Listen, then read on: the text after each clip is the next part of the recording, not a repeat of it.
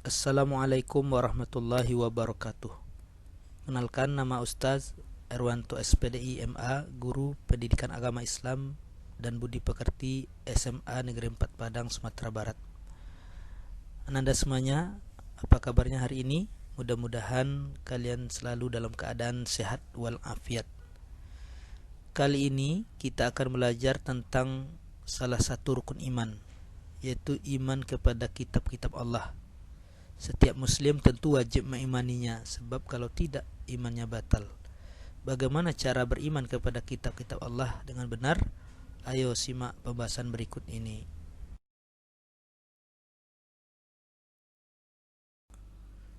Iman kepada kitab-kitab Allah merupakan materi pelajaran kelas 11 SMA atau SMK pada semester ganjil.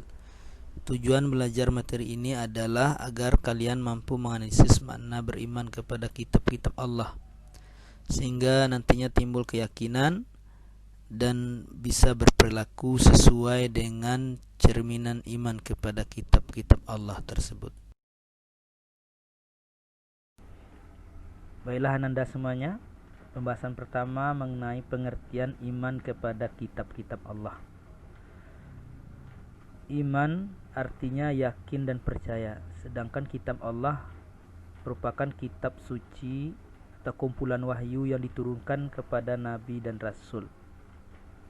Maka dapat kita pahami bahwa iman kepada kitab-kitab Allah adalah yakin dan percaya sepenuh hati bahwa Allah Subhanahu wa ta'ala telah menurunkan kitab-kitabnya kepada nabi dan rasul untuk disampaikan kepada umatnya.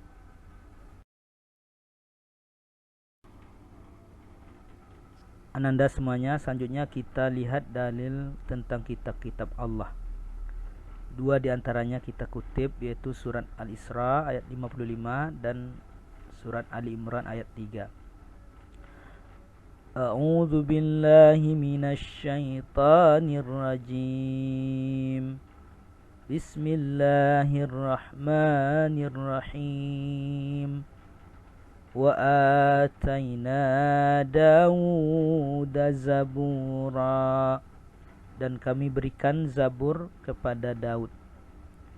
Nazzala 'alaikal kitaba bil haqqi musaddiqan lima baina yadayhi wa anzalat taurata wal injil. Dia menurunkan kitab kepadamu Muhammad yang mengandung kebenaran, benarkan kitab-kitab sebelumnya, dan menurunkan Taurat dan Injil. Surat Ali Imran ayat 3. Shadaqallahul azim.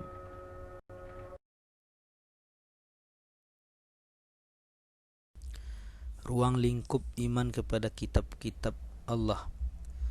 Menurut Syekh Saleh Utsaimin dalam kitabnya Syarah Ushulil Iman, beliau mengemukakan iman kepada kitab-kitab Allah mesti mencakup 4 hal atau 4 perkara. Yang pertama, mengimani bahwa turunnya kitab-kitab Allah benar-benar dari sisi Allah. Kedua, mengimani nama-nama kitab Allah yang diketahui namanya. Ketiga, membenarkan berita-beritanya. Dan yang keempat, mengamalkan hukum-hukumnya yang tidak dihapus, serta ridho dan tunduk menerimanya, baik diketahui hikmahnya maupun tidak.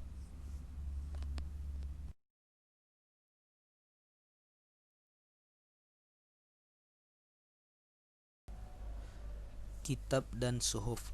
Selain kitab ada lagi suhuf. Perbedaannya dengan kitab adalah kalau kitab merupakan kumpulan firman Allah Subhanahu wa ta'ala yang isinya lengkap dan waktunya berlaku lama.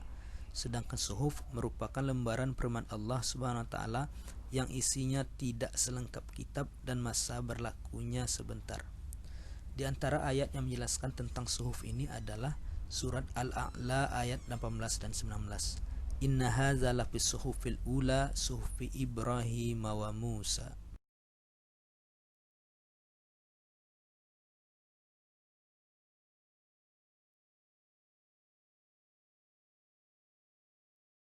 Nama kitab-kitab Allah Yang pertama, kitab Taurat diturunkan dalam bahasa Ibrani kepada Nabi Musa alaihissalam pada abad ke-12 sebelum Masehi. Yang kedua, kitab Zabur diturunkan dalam bahasa Kipti kepada Nabi Daud alaihissalam pada abad ke-10 sebelum Masehi. Yang ketiga, kitab Injil diturunkan dalam bahasa Suryani kepada Nabi Isa alaihissalam pada abad ke-1 Masehi. Dan yang terakhir, Al-Quran diturunkan dalam bahasa Arab kepada Nabi Muhammad sallallahu alaihi wasallam pada abad ke-7 Masehi.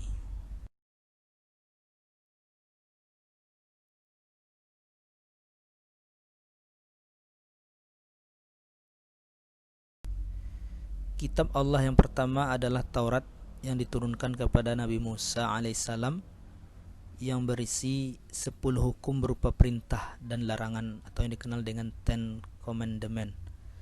Yang pertama, perintah tauhid, mengisahkan Allah. Yang kedua, larangan menyembah berhala, tidak boleh menyembah patung, kayu, batu, dan makhluk lainnya. Yang ketiga, larangan menyekutukan Allah, tidak boleh menyetarakan Allah dengan makhluk atau dengan sesuatu apapun. Keempat, sucikan hari Sabat, perintah menyucikan atau beribadah pada hari Sabtu. Yang kelima, menghormati orang tua.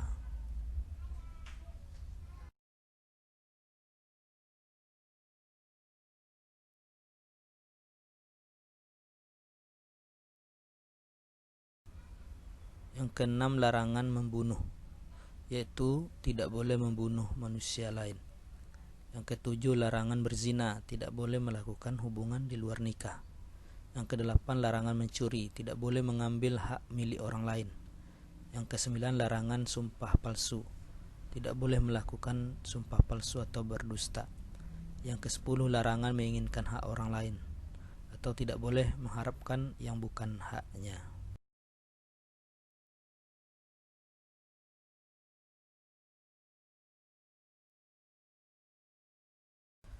Selanjutnya, ananda semuanya, kitab yang kedua yang Allah turunkan kepada Nabi dan Rasulnya adalah kitab Zabur.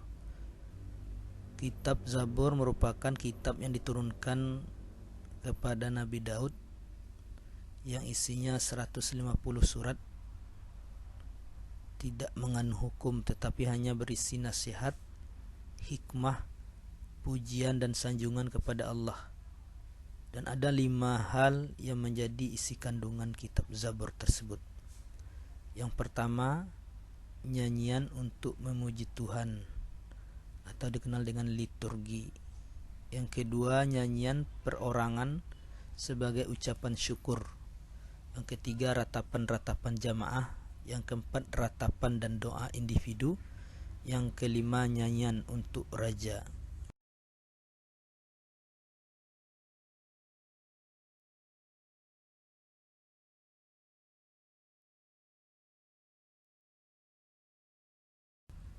Kitab yang ketiga yang Allah turunkan kepada Rasulnya Isa alaihissalam adalah kitab Injil. Injil memuat keterangan-keterangan yang benar, yaitu perintah-perintah Allah agar manusia mengesahkan dan tidak menyekutukannya dengan suatu apapun.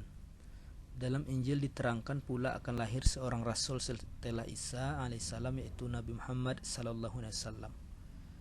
Dan versi Injil di zaman sekarang yang sudah banyak perubahan, yaitu Injil Matius, Injil Markus, Injil Lukas, Injil Yohanes, dan Injil Barnabas.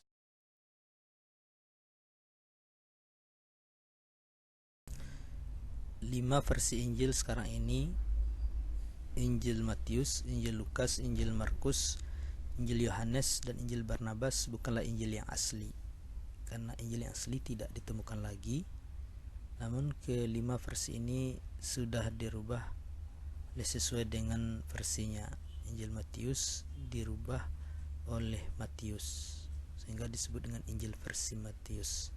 Begitu juga dengan Injil Yohanes dirubah oleh Yohanes sehingga menjadi Injil versi Yohanes. Dari kelima versi Injil ini yang ada adalah Injil Barnabas, karena isinya lebih mendekati kebenaran. Kitab suci terakhir yang Allah turunkan ke muka bumi ini adalah Al-Quran. Secara bahasa Al-Quran berarti bacaan atau yang dibaca, sedangkan secara istilah Al-Quran merupakan kitab Allah yang diturunkan kepada Nabi Muhammad sallallahu alaihi wasallam secara beransur-ansur melalui perantaraan malaikat Jibril sebagai pedoman hidup bagi manusia, dan membacanya merupakan ibadah.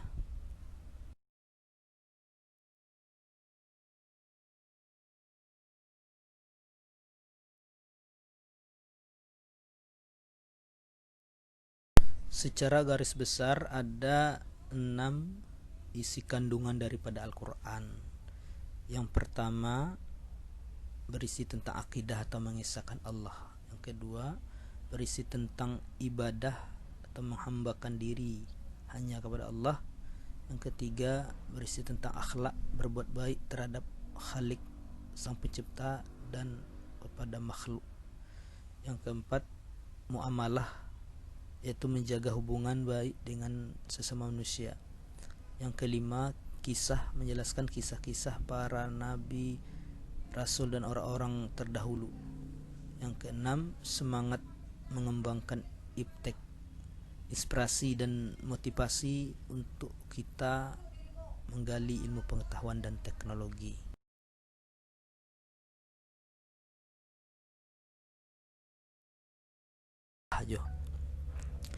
Ananda semuanya, selanjutnya Al-Quran dan kitab sebelumnya. Selain Al-Quran berfungsi terhadap kitab sebelumnya, Al-Quran juga berfungsi sesuai dengan nama-namanya. Fungsi Al-Quran terhadap kitab sebelumnya ada 3. Yang pertama nasih, menghapus lafal dan hukum kitab sebelumnya. Yang kedua muhaimin, yaitu menyempurnakan kitab sebelumnya. Yang ketiga musaddiq, yaitu membenarkan ataupun menguatkan kebenaran kitab-kitab sebelumnya. Selanjutnya fungsi Al-Quran sesuai dengan namanya, diantaranya ada 4, yaitu Al-Huda, petunjuk, Al-Furqan, pembeda antara yang hak dengan yang batil, Az-Zikr sebagai peringatan, Asyifa sebagai obat atau sebagai penyembuh.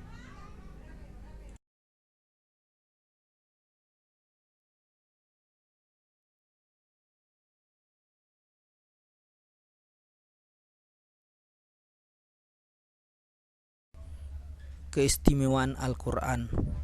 Yang pertama petunjuk dan rahmat. Petunjuknya berlaku umum dan universal. Yang kedua informasi tentang umat terdahulu, menjelaskan, mengisahkan kisah Nabi dan Rasul terdahulu. Yang ketiga terjamin keasliannya dan membacanya merupakan ibadah. Yang keempat idenya tidak tertandingi, memotivasi untuk menggali dan mengembangkan ilmu pengetahuan dan teknologi.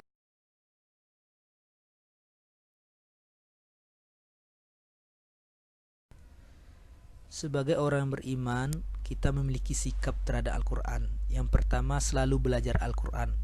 Umat Islam wajib belajar Al-Quran, baik tajwidnya maupun isi kandungannya. Yang kedua membaca Al-Quran. Membaca Al-Quran merupakan ibadah yang pahalanya dihitung per huruf, apalagi membaca sambil memahami isinya agar bisa menjadi petunjuk. Yang ketiga mengamalkannya. Mengamalkan isi kandungan Al-Quran baik berupa perintah, anjuran, serta menjauhi apa yang dilarangnya. Yang terakhir adalah mengajarkan atau menyampaikan isi Al-Quran, yaitu pesan-pesan atau petunjuk Al-Quran hendaklah disampaikan kepada semua manusia.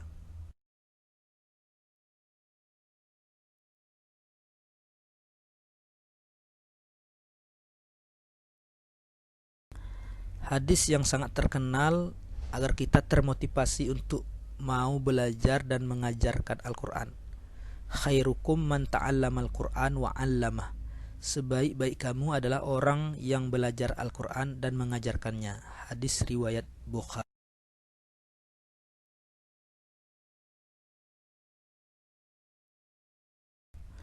Demikianlah pelajaran kita tentang iman kepada kitab-kitab Allah. Semoga bermanfaat buat ananda semuanya. Assalamualaikum warahmatullahi wabarakatuh.